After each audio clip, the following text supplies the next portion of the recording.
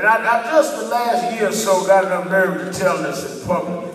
All my life, you know, on Holy Week, they make us go and we go to Good Friday, the 7 last words.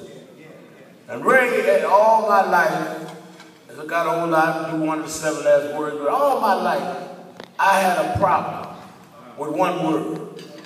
And you know, growing up, you're not supposed to question the word, but I just, one of them messed with me. Every year I'd hear it, never preached it, but I just didn't like it. It was where Jesus was hanging on the cross. And he looked down at his mother. And he said, "Mother, behold thy son. Woman, behold thy son, behold thy mother." And they took, the Bible said that the disciple took off and went home. Now that bothered me. So when I got a little older and got a little more nerve, I sat down and I wrote out a cosmic email to Mary. I figured I'd feel better if I got it off my chest.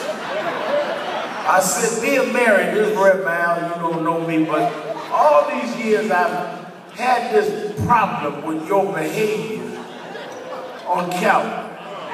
I mean, they tried your son without a lawyer, convicted him of no crime, made him carry his own death instrument on his back, hung him between 2 thieves, pierced him in the side.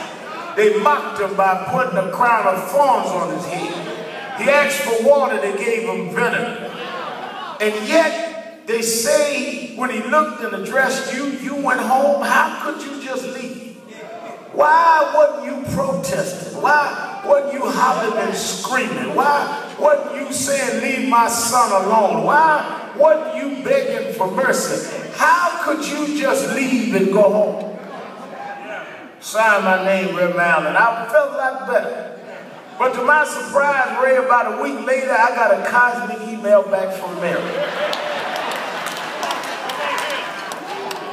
Mary said, "Rev Mal, dear Rev Mal, this is Mary. I'm so glad that you unburdened yourself and told me of your feelings. And I figured I would send you back this little missive so you and like-minded people would understand my behavior that morning in Calvary. It is true that morning that they pierced him in the side and put thorns in his head. It is true they mocked him and scorned him.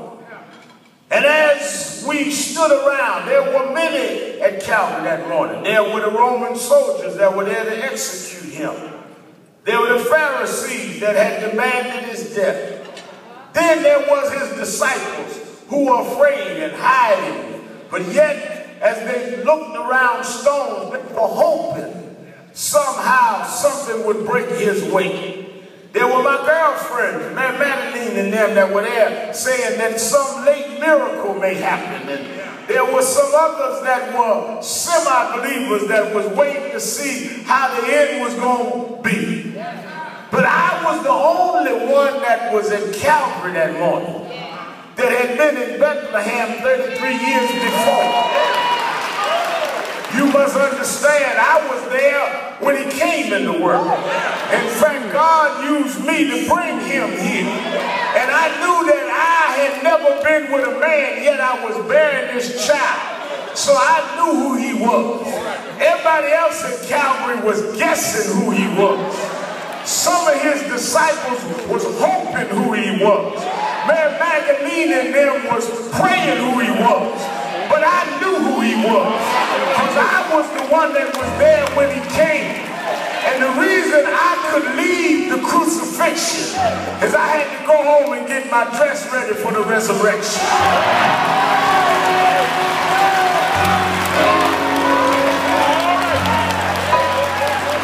You ain't saved until you got Mary's kind of salvation. Where you know what you know, what you know, what you know. Where you know that God has ordered your steps. You don't even have to worry about it.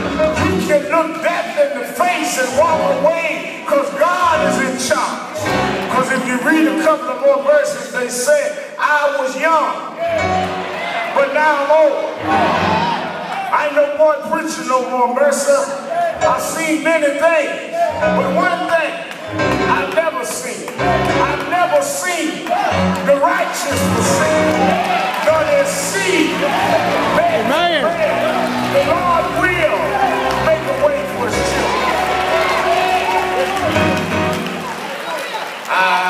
I've been blessed. I've read great philosophers.